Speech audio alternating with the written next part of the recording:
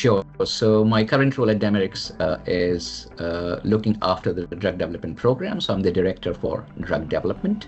And we are a very small team with each team member sometimes wearing multiple hats. And my role itself sits at the cross function of managing external relationships with our commercial partners in the US, Japan, UK, and the Middle East, as well as making sure that the lead program is on track. So I'm constantly talking to our clinical R&D, manufacturing, and regulatory teams. So I came in as a project manager to Dimerix, working internally, and as we brought on external partners as well, my role has sort of evolved to cover that aspect as well.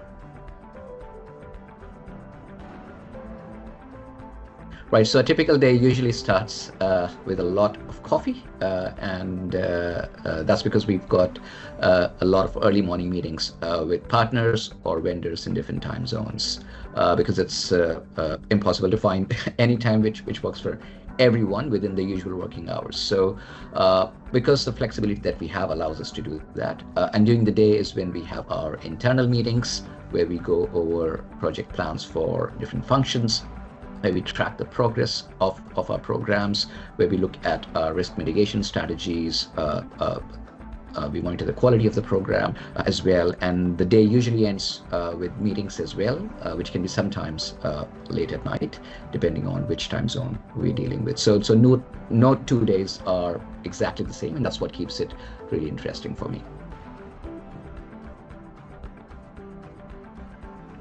So in terms of exact objectives, as per job description, basically it's managing the program internally end to end, as well as managing that external partner liaison. But it extends far beyond that. As I said, when you've got a small team and you're running a phase 3 program across 20 countries and multiple different sites, it extends beyond that as well. So I also end up dealing with sometimes different vendors for clinical lab testing and supporting other functions as well.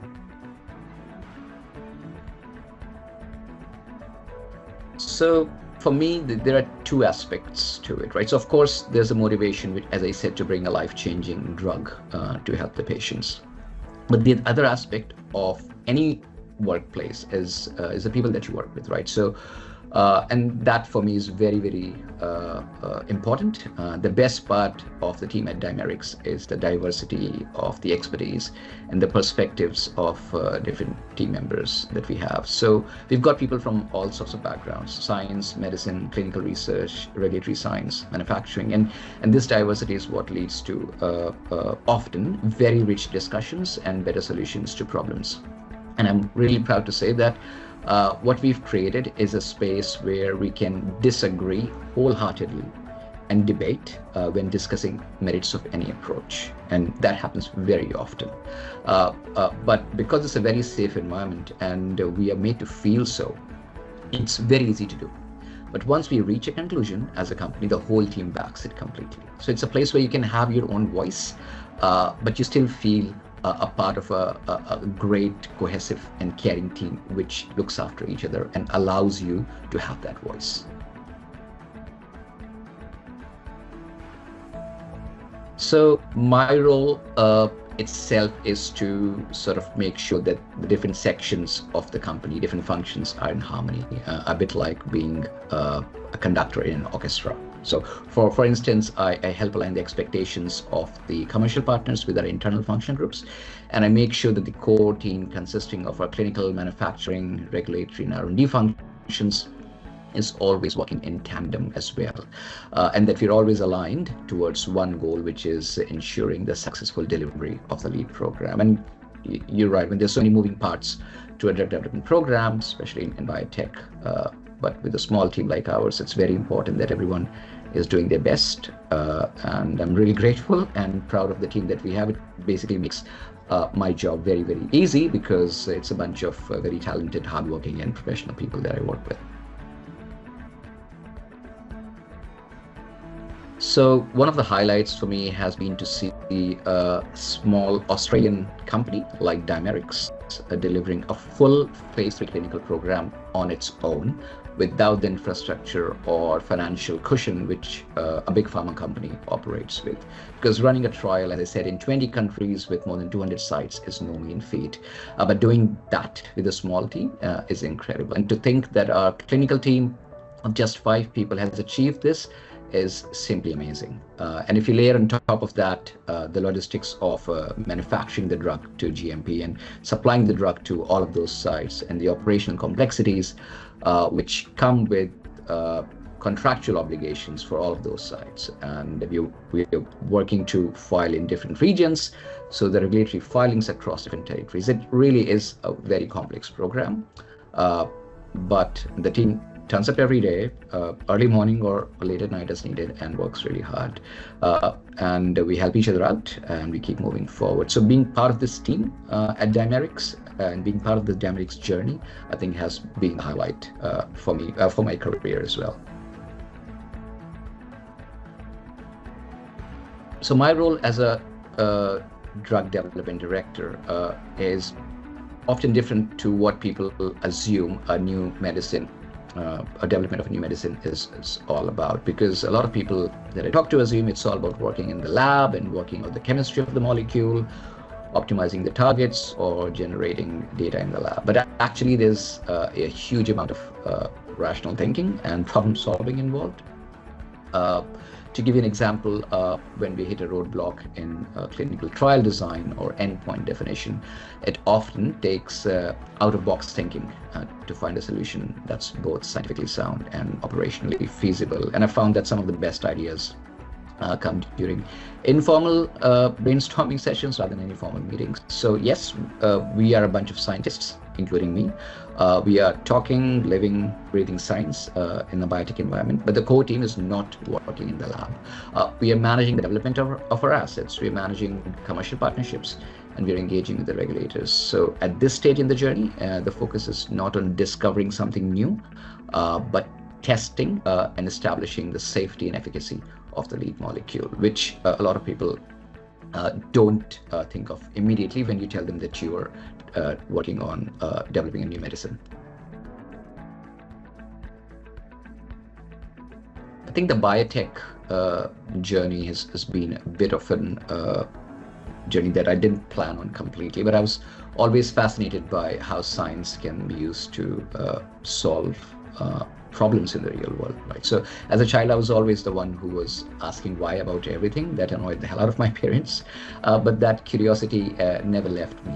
So my interest in biotech, I believe, was probably sparked during my university days when I was studying molecular biology, and I could see how it was transforming medicine. And that's when I realized that I wanted to be a part of a field where science and its impact to real lives can be tangible. You can see it right in front of you, and I'm sort of living that dream, working at Dimerix, developing a new product for a rare kidney disease. It's the agility of the team and being open to new ideas. So for example, if someone suggests a new approach to something, whether it's a new technology to inculcate in our day-to-day work, or a different way of working itself, the team is always willing to listen and experiment. And that willingness to do something new, to improve and try it is what sets us apart, I think. One of the things that excites me most is the potential for our pipeline to grow and address even more unmet medical needs, especially in the areas of nephrology and rare disease. Obviously, the upcoming clinical milestones are particularly promising, and I'm looking forward to seeing how our work translates into real-world impact for patients with FSGS. And there's also a sense of momentum within the company because we are growing, we are attracting new talent, and as you've seen, we are now building partnerships externally that will help us reach that next level that any small biotech hopes for. So I think we are in a very good spot right now, and the only way is up.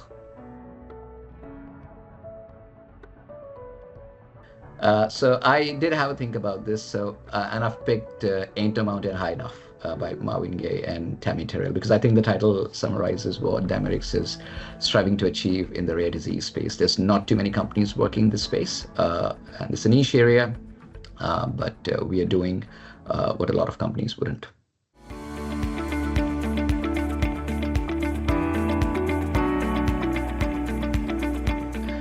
I'm not sure whether it's fun fact, but that's what I like to do in Mesfadem. So I've got a deep interest in learning about human migration and human evolution, partly because of my background in science, but partly also because of the way we are. So I love learning about how we came to be how we are today, and piecing this puzzle together by looking through the frames of archaeological evidence, linguistics, language, how languages have evolved, and the most powerful yet, genome sequencing. So I like to read a lot and synthesize information in these areas. And the other thing that I love doing is poetry, both reading and writing.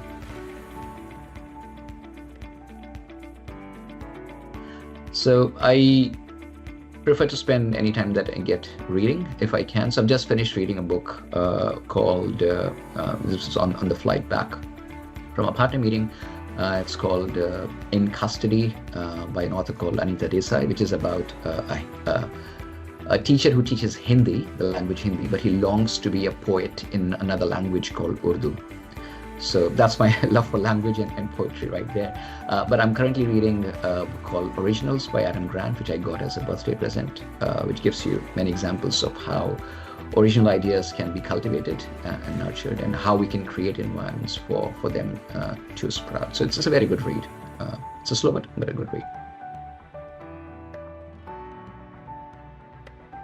Yeah, so I mean, there's one thing that I try and do as much as I can is mentor younger people who are interested in science. So I volunteer with the local outreach program that introduces school students to real-world scientists through writing letters to each other with illustrations. And it's incredibly rewarding to see their curiosity ignite. I myself have got 2 primary school children, and I love the questions they ask. So to see them use their words to formulate questions, so when it's through a letter, it's even more rewarding to see. Grown-ups don't ask questions like that. And I'm also very passionate about encouraging young people to just ask questions in general, questions about everything, basically. So you follow the scientific method of inquiry, but be comfortable with not knowing the answers yet. Because being able to say that I don't know is very powerful, I feel, as it's the first step to acknowledging that gap in the knowledge, and then you take steps to fill those gaps. And I constantly tell younger people, my kids, that when I don't have an answer, I don't know. But how about you find that out? And that's a conversation that I'm constantly having. I once gave a TED talk in my previous life when I was working for a big pharma company. And the title of the talk was, I'm a scientist and I don't know everything. And it was very popular. So I think I would like to be able to read faster than I think. And I would want to be able to write faster than I read. So basically, I want to triple the RAM capacity of my brain if it's possible, but I don't know. So I'm not sure who gave me this advice. Maybe part of that came from my mom, but it's actually 2 things. So one is stay humble and never stop learning, because life's too short to be anything but humble. And to do anything but to learn something new all the time.